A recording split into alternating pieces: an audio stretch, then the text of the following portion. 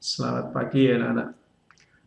Pembelajaran pada pagi hari ini kita akan sampaikan lewat video karena mohon maaf kebetulan saya ada tugas dinas luar sehingga tidak bisa live meeting menggunakan MS Team.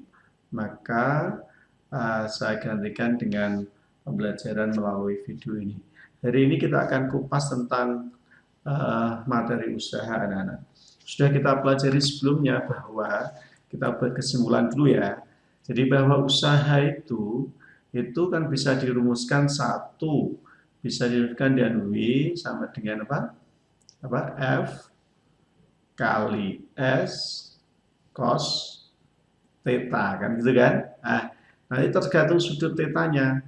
Ini nanti bisa juga disajikan dalam bentuk lain lebih simpel, misalkan W itu sama dengan F kali S gitu saja kan. F kali S ya. Nah, kapan nih bisa kita gunakan rumusan ini? Nah, ketika atau saat F tegak lurus, searah dengan F, searah dengan S kan gitu ya. Kemudian juga bisa kita sajikan F itu sama dengan min F kali S, negatif F kali S itu ini ketika F itu berlawanan arah ya, berlawanan arah dengan S. Nah, gitu ya. Nah, kalau memiliki sudut tidak searah dan tidak berlawanan arah itu maka harus menggunakan rumusan F kali S cos theta kan gitu ya. Kedua, usaha itu juga bisa dirumuskan dengan delta EK. Ya, delta EK. Delta EK itu kalau dijabarkan adalah EK kondisi kedua atau kondisi akhir dikurangi EK kondisi awal. Kalau dijabarkan lagi kan gitu ya. EK itu kan setengah MV kuadrat ya kan. Maka ini bisa dijadikan bentuk begini, setengah M V2 kuadrat minus V1 kuadrat. Nah, kemudian yang terakhir anak-anak, W itu juga bisa dirumuskan dengan negatif dari delta EP. Ya, negatif dari delta EP. Nah, negatif dari delta EP ini kalau kita jabarkan adalah EP kondisi awal. Nah, beda kan? Kalau EK itu EK kondisi akhir kurangi kondisi awal. Kalau ini EP kondisi awal dikurangi EP kondisi akhir. Kalau dijabarkan lagi karena EP itu kan sama dengan MGH gitu kan. Maka ini bisa diganti dengan M G dalam kurung H1 minus H2A. Inilah anak-anak rumusan dasar dari usaha. Oke, mari kita terapkan ke soal-soal berikut ini. Nomor satu, anak-anak. Nah, nomor satu. Sebuah peti bermasa 50 kg. Berarti ini kan M, data yang ada ya, massa. Kemudian peti itu ditarik dengan gaya 100 Newton. Nah, arahnya membentuk sudut 37. Ini data-data pentingnya ya. Kemudian lantai itu kasar, berarti kan ada gaya gesek. Sehingga gaya geseknya itu disajikan dalam data di sini 50 Newton. Nah, pertanyaannya adalah, ini pertanyaannya, berapakah usaha yang dilakukan oleh masing-masing gaya ya dan usaha total yang dilakukan gaya-gaya tersebut pada peti hingga peti itu bergeser 10 meter. Nah, dari data ini anak-anak berarti bisa kita tuliskan nanti. Jadi ini adalah massa M ya kan, kemudian ini adalah F gaya yang tarik, kemudian ini adalah theta ya kan, sudut apit antara F dan S nanti, kemudian ini adalah gaya gesek, kemudian ini adalah perpindahannya, bergesernya. Pertanyaan adalah W itu berapa ya usahanya. Nah, pertama adalah usaha yang dilakukan oleh masing-masing gaya. Nah, untuk mempermudah pembahasan ini anak-anak, sebaiknya itu kalian tetap membuat diagram benda bebas. Diagram benda bebas itu kan apa? Yaitu gaya-gaya yang bekerja pada benda ini kan gitu toh. Apa saja itu? Ada gaya tarik, miring gini kan. Nah, ini disediakan dalam soal ini membentuk sudut 37 terhadap garis mendatar atau garis horizontal.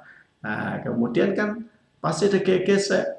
Nah, saya yakin kalian sudah tahu bahwa gaya gesek itu arahnya mesti berlawanan dan kecenderungan gerak benda berarti ke kiri, karena benda ini tariknya kan ke kanan, ya kan? Kemudian diilustrasikan atau dinarasikan dalam soal di sini bahwa benda itu bergeser hingga sejauh 10 meter. Nah, berarti sampai sini ya, anak ya. Nah, sampai sini. Nah, ini ke sini, arah perpindahannya kan lurus mendatar ke sana. S-nya ini 10 meter. Nah, gitu ya, F-nya sini 100 Newton. Nah, pertanyaan pertama, berapakah usaha yang dilakukan oleh masing-masing gaya? Kalau kita lengkapi anak-anak, sesuai diagram benda bebas, pasti di sini punya ada gaya berat gitu. Kemudian pasti ada gaya normal, kan gitu ya. Nah, bisa kita perhatikan bahwa ingat kalau perpindahan ada gaya kok tegak lurus dan perpindahan, pasti gaya tersebut tidak menghasilkan usaha karena cos 90 kan 0. Maka kalau ditanyakan gaya usaha pada masing-masing gaya, kita akan uraikan anak-anak, berarti usaha oleh gaya tarik, nah, satu WF besar itu akan sama dengan F kali S cos 37. Nah, karena Anda lihat S-nya akan mendatar sini, ya kan? S-nya mendatar, itu S-nya mendatar sini, kemudian F-nya ke sana kan. Nah, berarti sudut antara F dan S-nya kan 37. Kita masukkan anak, berarti ini adalah 100, ya kan? Kemudian S-nya 10, cos 37 adalah 0,8. Maka ini jawabannya adalah 800 Joule. Nah, itu usaha oleh gaya tarik. Nah, sekarang bagaimana usaha yang dilakukan oleh gaya normal? Nah, Anda tahu gaya normal dengan S itu tegak lurus. Cos 90 itu 0, berarti ini adalah 0, ya kan? Kemudian usaha yang dilakukan oleh gaya berat, W kecil gini, juga tegak lurus dengan S, maka ini juga 0. Kemudian yang terakhir adalah usaha yang dilakukan oleh gaya gesek. Nah, Anda lihat anak-anak, karena antara gaya gesek dengan perpindahan itu berlawanan, maka ini bisa langsung kita tulis negatif F dikali S. Berarti ini nanti akan sama dengan gaya geseknya sudah disebutkan, yaitu 50, sedangkan perpindahannya adalah 10, maka dari itu usaha oleh gaya gesek nilainya adalah 500 Joule, negatif 500 Joule. Pertanyaan berikutnya yang terakhir, kan berapa usaha total pada benda pada bala itu W totalnya. Nah, ya sudah tinggal itu kalian atau jumlahkan satu-satu aja, berarti 800 ya kan ditambah negatif 500, berarti sama dengan 300 Joule. Oke, anak-anak, jelas ya? Ya. Oke, sekarang kita menginjak ke soal nomor 2. Nah, perhatikan, ini hampir sama dengan tadi, cuma pertanyaannya kan beda nih. Nah, pertanyaannya coba lihat nih, pertanyaan. Hitung koefisien gesekan antara lantai dengan balok. Masih ingat ya? Koefisien gesekan itu simbolnya apa? Apa? Mu. Oke, betul. Jadi simbolnya adalah mu. Nah, jadi yang ditanyakan adalah koefisien gesekannya ini berapa. Oke, langkah pertama, pokoknya kalau ada soal tentang gerak atau dinamika itu, lebih baik kita gambar dulu diagram benda bebasnya, apapun itu pertanyaannya. Nah, jadi misalkan ini balok, kemudian ditarik dengan gaya mendatar kayak tadi, dengan gaya membentuk sudut 37 terhadap arah mendatar, menurut saya pasti ada gaya gesek dinyatakan dalam soal itu. Ini adalah F-nya, persis yang tadi gambarnya sama dengan nomor 1, anak-anak. Ya, ini ada N gitu. Pertanyaannya adalah berapakah koefisien gesekannya jika usahanya itu sudah disebutkan, anak. Usahanya 36 Joule, kemudian benda itu berpindah sejauh 50 cm. Nah, gitu kan. 50 cm kan 0,5 meter. Oke. Nah, kalau ini kita tuliskan usaha totalnya, usaha oleh seluruh gaya itu, berarti yang menghasilkan usaha kan hanya gaya tarik dengan gaya gesek kan. Nah, kalau kita tuliskan jadi 1, maka W di sini adalah F kali cos 37. Nah, nanti S-nya kita sajikan satu negatif dikurangi dengan F. Nah, ini dalam kurung S, nah, kan semuanya dikalikan S. Artinya sebenarnya kan F cos 37 kali S terus kurangi atau plus negatif F kali S karena arahnya berlawanan ya. Nah, tinggal kita masukkan anak-anak, ini adalah 36. Oke, kan gitu ya. F-nya berapa ya? Oh, 100. Berarti ini 100 kali 0,8 dikurangi, maksud saya dikurangi.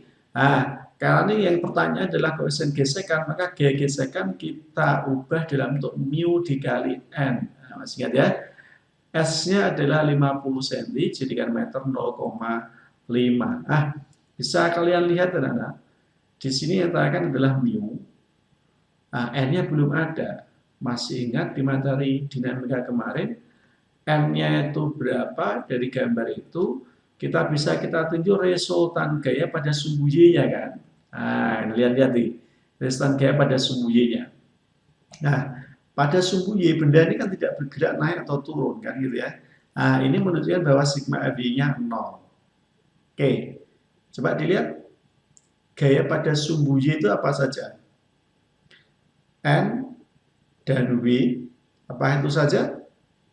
Nah, coba cermati. F ini itu kan bisa diurai ada yang horizontal ke kanan, berarti F cos 37 kan, sama F yang ke atas kan, F sin 37 kan yang ke atas nih, karena di depan sudut 37 ini. Nah, oleh karena itu yang ke atas ada dua, yaitu N ditambah F sin 37, gitu kan. Ya, yang ke bawah apa? W. Nah, maka negatif harus minus W sama dengan 0. Oke, dari sini berarti nanti N-nya akan sama dengan W minus F sin 37. Gitu kan anak ya? Nah, tinggal kita masukkan sekarang. W-nya berapa? Oh, 10 kilo masanya. Oh, berarti beratnya 100 Newton kan? M kali G. Ya, F-nya adalah 100. Sin 37 itu 0,6. Maka dari situ, sini adalah 100 dikurangi 60. Oh, kita dapatkan bahwa gaya normal pada benda tersebut adalah 40 Newton. Sekarangnya tinggal kita masukkan ke sini. Oh, berarti 36 sama dengan 80, gitu kan? 80, 100 kali 0 dan min mu ditanyakan, n-nya 40 dikali 0,5. Ini tinggal teknis berhitung aja anak-anak, bisa aja 0,5-nya ini pindah ke ruas kiri, jadi sebagai pembagi, atau bisa saja 0,5-nya ini dikalikan ke dua suku yang ada di dalam kurung ini, bolehlah. 0,5 80 berapa? Oh, 40. Terus ini 0,40 kali 0,5 berarti 20 mu. 40 pindah ruas kiri berarti 36 minus 40 berarti minus 4, ya kan? Sama dengan minus 20 mu. Oleh karena itu anak-anak, ini hasilnya berarti mu-nya berarti apa?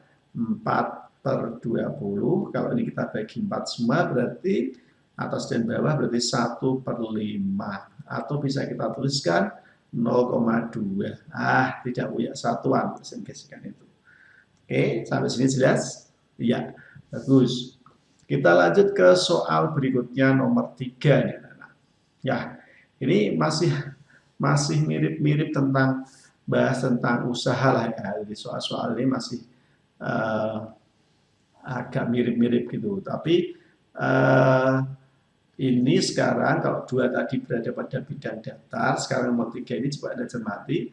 Sebuah balok meluncur 5 kg meluncur pada bidang miring yang membentuk sudut 60 derajat terhadap horizontal. Jika benda bergeser 5 meter, berapa usaha yang dilakukan oleh gaya berat? Nah, usaha yang dilakukan oleh gaya berat. Maka untuk mempermudah anak-anak pokoknya buat skema diagram benda bebasnya gitu biar lebih mudah nanti ada analisanya. Ada balok nih di sini ya kan. Nah, balok di sini. Sudut kemiringan bidang ini 60 derajat gitu. Kemudian disajikan dalam soal itu balok itu bergeser ke bawah sejauh 5 meter misalkan sampai sini. Nah, ini kesininya tuh 5 meter. 5 meter. Nah, ini sebagai S kan ini kan berarti 5 meter perpindahannya. Oke. Nah, terus apa sih gaya yang bekerja pada benda ini saja? Pada balok ini, kan ini bidang miring licin. Nah, pasti ada gaya berat, W, lurus ke bawah ya. Nah, dan hanya gaya normal saja kan? Ada gaya normal. Ah, anak-anak, untuk gaya normal kan mesti tidak melakukan usaha kan, karena tegak lurus dengan perpindahan ini N, tegak lurus. Pasti gaya yang tegak lurus dan perpindahan itu pasti usahanya nol, itu diingat-ingat betul ya. Ah, berarti bisa kita simpulkan bahwa yang melakukan usaha itu adalah hanya gaya berat ini. Maka pertanyaannya jelas, berapa usaha yang dilakukan oleh gaya berat? Nah, W. W-nya. Cara pertama, anak-anak, kalau kita menggunakan konsep cara atau menggunakan konsep ya rumus pertama bahwa W itu adalah F kali S cos theta. Nah, Anda lihat anak-anak bahwa yang melakukan usaha ini kan gaya berat ini berarti W kali S. Nah, coba berapa sudut antara W dengan S ini? Nah, berapa? 60. Oh, kurang tepat. Ini kalau kita perpanjang ke sini, W ini berarti kan sudut ini kan berapa? Sini 60, maka sudut sisanya sini adalah 30. S itu kan sejajar dengan bidang miringnya. Oh, berarti sudutnya itu adalah 30 derajat kan, sudut antara W dengan S itu, ya kan? Nah, ini cos 30 derajat. Oke, tinggal kita masukkan. W-nya itu adalah karena masanya 5, berarti ini 50, kan gitu ya. S-nya disajikan dalam soal 5 meter, kemudian cos 30 itu berapa? Oke, betul, dari setengah akar 3. Nah, maka dari situ, ini 50 kali 50, 250 kali setengah berarti 125 akar 3 Joule. Nah, itu anak-anak. Nah, bagaimana kalau kita menggunakan konsep usaha itu ada perubahan ketinggiannya? Boleh anak-anak. Coba kita analisa dengan cara kedua. Cara dua ya. Jadi ini ada balok yang terletak pada bidang miring gitu. Ya. Nah, akhirnya di sini misalkan ya, ini sudutnya 60 ya. Nah, misalkan nih titik terendah ini scale mana untuk mempermudah kita anggap sebagai atau kita tetapkan sebagai titik acuan. Nah, kita tetapkan sebagai titik acuan begini. Saya ganti warna ya biar jelas ya. Nah, ini kita tetapkan sebagai titik acuan. Karena kan kita tidak tahu bergesernya balok itu sampai bawah atau enggak. Yang jelas titik terendahnya sini. Berarti dari sini ini bisa kita tetapkan bahwa ketinggian benda kondisi kedua itu adalah 0. Nah, ini H2-nya di sini dianggap titik terendahnya, titik terbawah. Kemudian benda satu itu kan kondisi satu ketinggiannya kan dari titik acuan yang sama tadi, yang garis putus-putus ini, berarti ini kita sebut dengan H1. Nah, maka dengan mengetahui H1, sudut ini adalah 60 pula, ya toh? 60 derajat, ini adalah panjangnya 5 meter dari balok awal ke kondisi akhir. Maka menggunakan trigonometri anak-anak, ini kan siku-siku di sini, ya kan? Ya, ini adalah sisi depan yang kita cari, sisi miringnya 5, maka kita pakai sin ya, karena sisi depan dan sisi miring ya. Sin 60, sin kan, sisi depannya itu adalah H1, per sisi miringnya 5, sin 60 itu kan setengah akar 3. Sin akar 3 sama dengan H1 per 5. Oh, berarti H1-nya adalah 2,5 akar 3 meter. Oke, sampai sini jelas ya. Terus cara kedua itu maksudnya gimana? Ya tadi menggunakan konsep usaha hubungannya dengan perubahan ketinggian, yaitu apa? M, G, H1 min H2. Nah, kita lihat yang awal di awal tadi. M-nya berapa? M-nya adalah 5, G-nya 10, H1-nya 2,5 akar 3, minus H2-nya berapa? Oh, H2-nya 0, ya kan? Berarti ini bisa kita jabarkan, atau bisa kita ringkas maksud saya. Jadi, 10 kali 2,5 ini kan 25. 25 kali 5 berarti 125 akar 3 Joule. Supaya Anda lihat, jadi jawabannya sama. Jadi ini adalah menggunakan konsep dasar usaha, yaitu F kali S kali cos theta phi. Kalau ini menggunakan konsep usaha hubungannya dengan energi potensial sebenarnya, yaitu Mg H1 min H2. Ini kan di atas ini kan kita jelaskan dari V dan minus delta EP atau EP1 min EP2. Oke, saya kira jelas ya untuk sampai soal nomor 3 ini. Oke, kita lanjut soal nomor 4. Coba soal 4 ini saya ingatkan. Kalau ada grafik F terhadap S, ya, grafik gaya terhadap perpindahan, ya, grafik gaya terhadap perpindahan, maka usaha itu bisa dinyatakan atau bisa dihitung dengan luas daerah.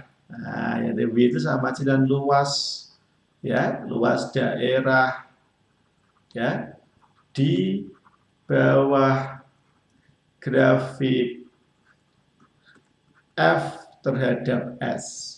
Jadi ini bacanya bukan F min S ya, tapi F terhadap S. Oke, kita coba lihat ini.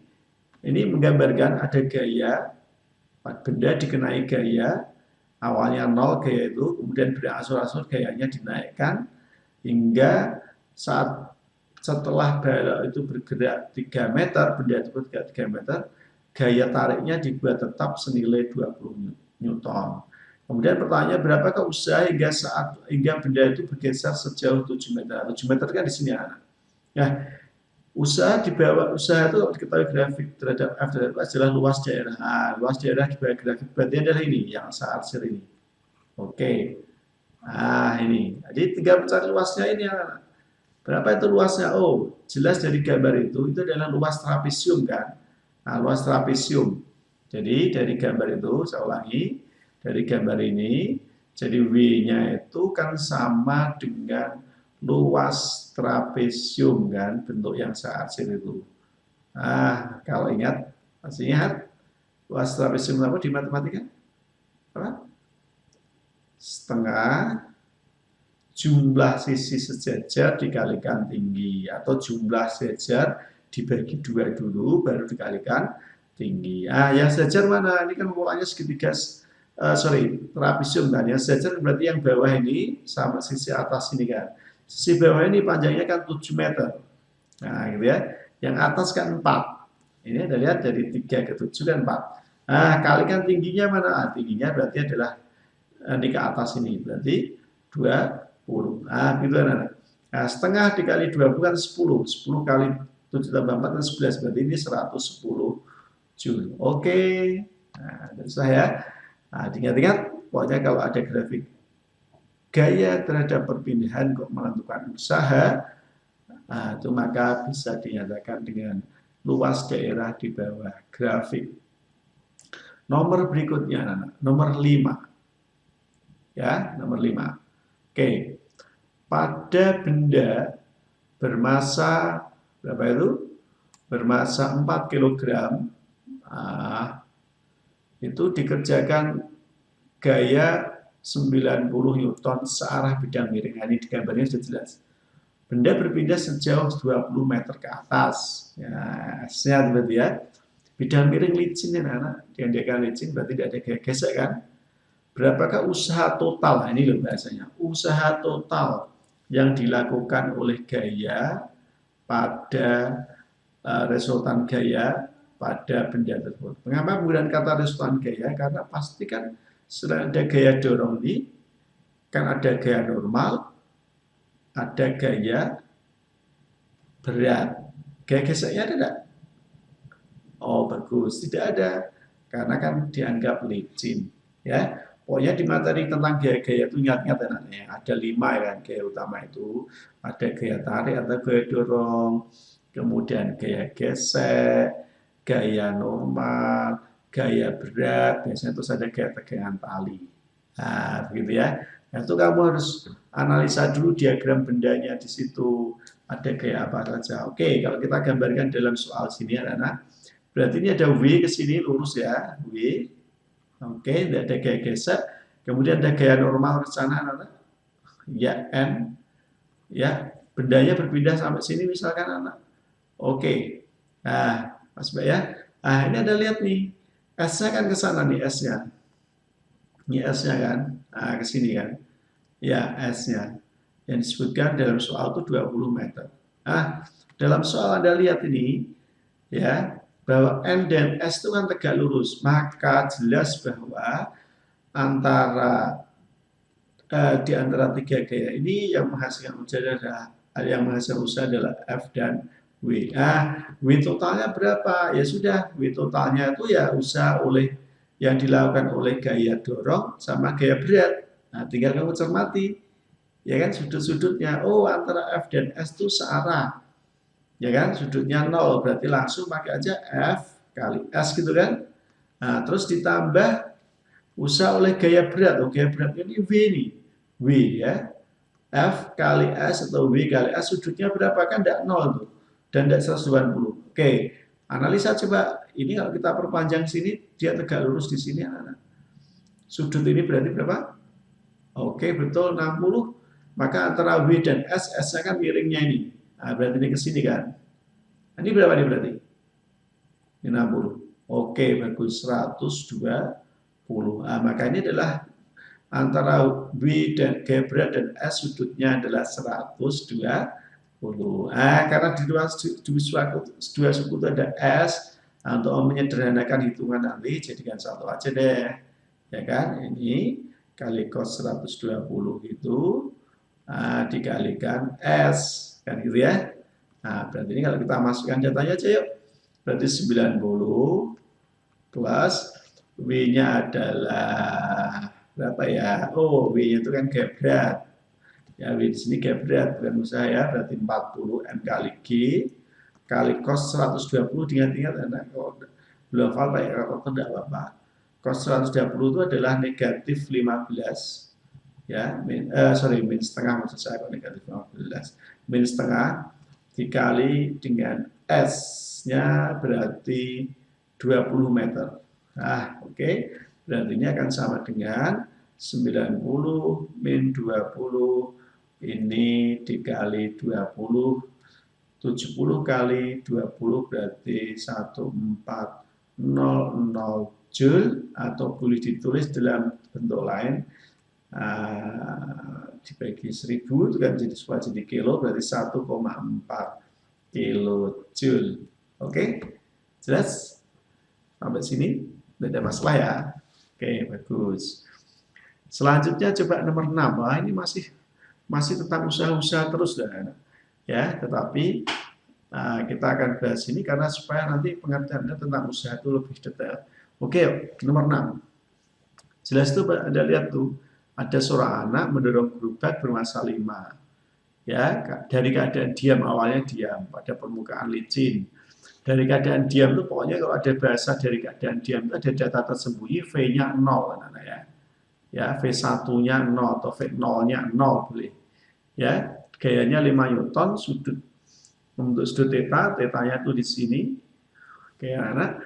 Nah, kemudian lihat gambar. Hitung usaha yang dilakukan oleh anak tersebut selama 5 detik. Kok ada waktu ya, anak-anak. Gimana nih caranya? Oke, kalau mau kita pakai rumus dasar, Coba ya, coba anak-anak, pertanyaannya adalah hitung usaha yang dilakukan oleh anak. Anak itu kan melakukan mendorong balik ini dengan gaya F ini. Nah, berarti ini yang ditanyakan sama aja adalah menentukan usaha yang dilakukan oleh gaya dorong anak itu. Ya, S-nya kan lurus ke sana, S-nya. Nah, S-nya lurus ke sana. S lurus ke sini kan sama aja mendatar. Mendatar itu kan sama aja yang ini kan, garis putus-putus hitam ini kan. Berarti kalau gitu sudut antara F dan S ya theta ini. Nah, maka kalau itu, maka dari itu ini adalah W sampai apa? F kali S kali cos theta. Nah, F-nya berapa? Oh, 5. Ya, S-nya berapa? Oh, belum diketahui. Oh, yang diketahui adalah waktu kan. Nah, ini T kan. Nah, cos theta. Kalau cosnya sinnya 0,6, oh berarti cosnya mesti 0,8. Oh, berarti ini adalah 4S. Nah, S ini perpindahannya loh, anak. Nah, ini selanjutnya berapa ini perpindahannya ini? Disajikan data waktu kan ini. Ah, oke. Mau tidak mau kita harus menggunakan konsep dinamika, anak-anak.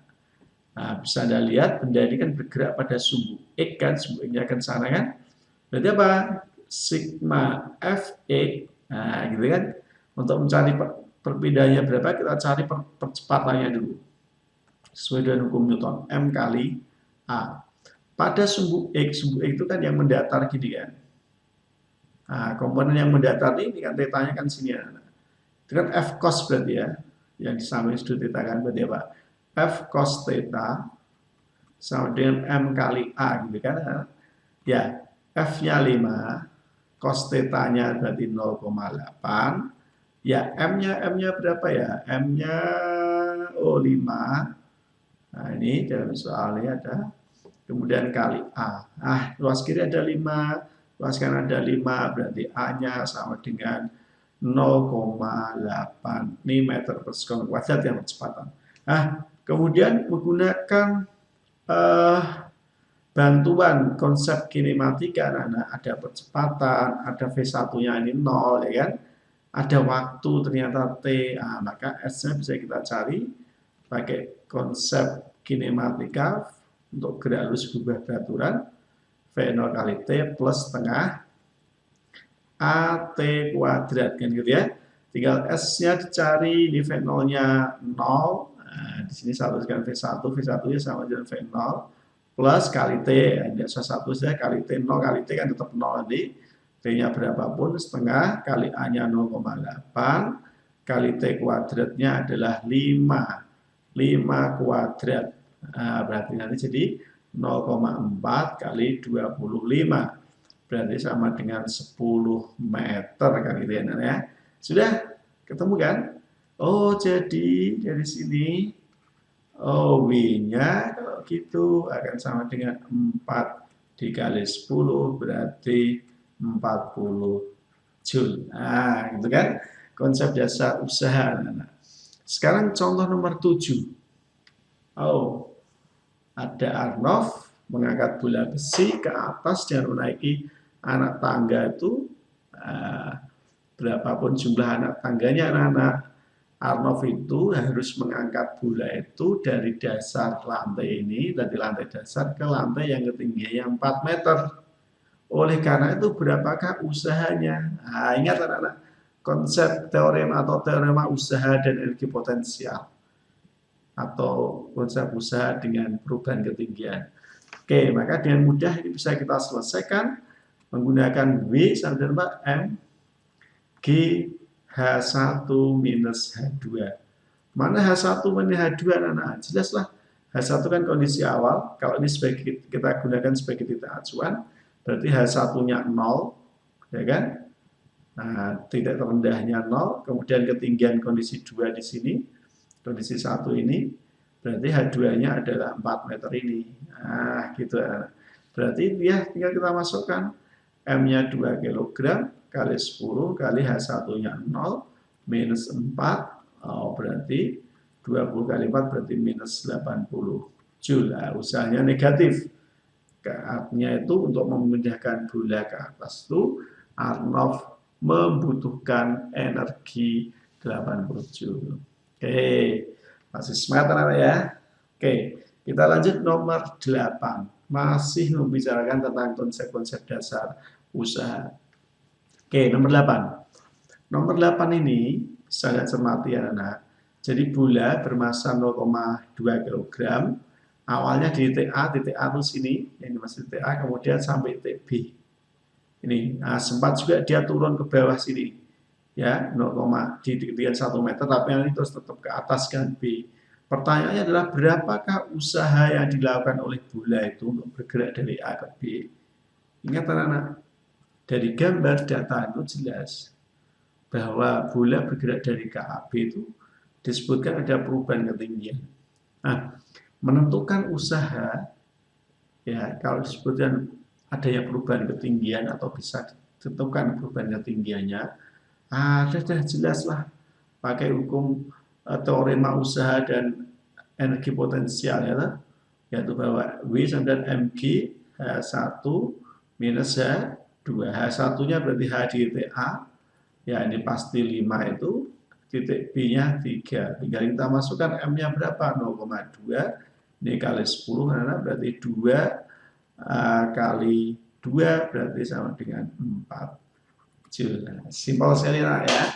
Jadi pokoknya kalau menentukan usaha ada perubahan ketinggian, gunakan konsep teorema usaha energi potensial. Kemudian nomor 9 ya. Oke. Ada mobil 1,5 ton, itu sama dengan 1.500 kg, ya. Oh, bergerak dengan kecepatan ini sampai sini, sampai 72 dalam waktu 10 detik.